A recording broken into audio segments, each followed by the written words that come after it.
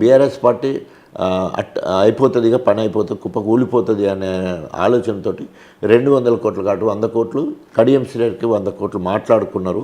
So ఆ ఒప్పందం ప్రకారమే బీఫామ్ ఇచ్చినా, ఎంపీ టికెట్ ఇచ్చినా, పార్టీ ఫండ్ ఇచ్చినా, ఎమ్మెల్యేగా చేసినా ఇవన్నిటినీ మూట కట్టుకున్నాడు. మళ్ళీ పెద్ద మూట తీసుకున్నాడు అని చెప్పి 100 కోట్లు తీసుకున్నాడా అని నేను చెప్పడం కాదు, పత్రికలు ఛానళ్ళు చాలా గొప్పగా వాళ్ళిద్దరి గురించి చెప్పడం జరిగింది.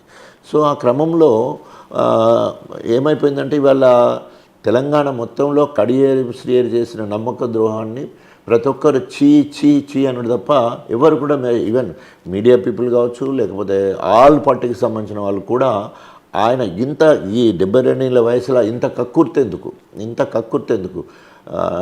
అంటే నక్కజిత్తుల లెక్క వినయాన్ని ప్రదర్శించి అక్కడేమో నమ్మక ద్రోహం చేసి రేవంత్ సంకల జోరడము.